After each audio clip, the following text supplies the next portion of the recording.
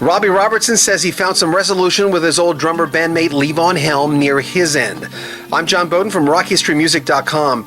You don't have to have a former bandmate to understand that sometimes you can't resolve things with people. Just think of one of your ex-lovers, for instance. You can say you're sorry, you can reach out with an olive branch, but it doesn't mean they're going to accept it or want anything to do with you. As far as Robertson and Helm, near Helm's death, Robertson said he came up to him and sat by his bed.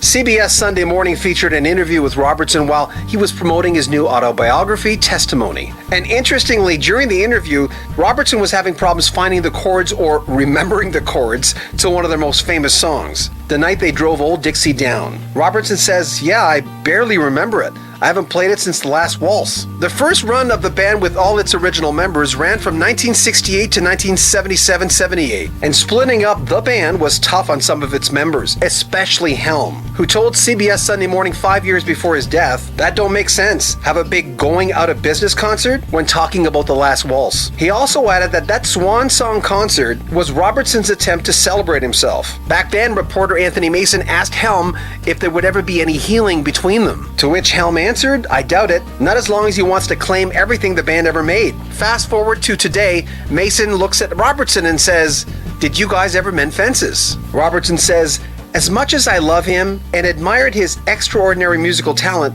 I could not do that bitterness anymore. But when they called me and said, he's in the hospital and he's dying, I sat with him and held his hand. I sat there and thought of a lot of beautiful things that we had been through together. And I was happy for that moment to kind of wash away any dark clouds."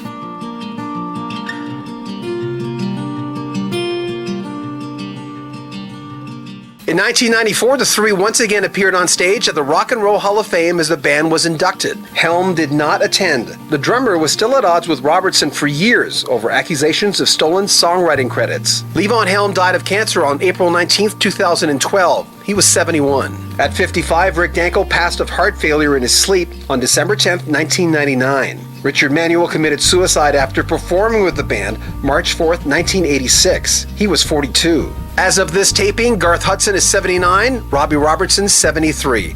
Make sure you comment on our videos and subscribe to our channel, and we'll also check out your videos. Make sure you share our videos as well. We'd appreciate that.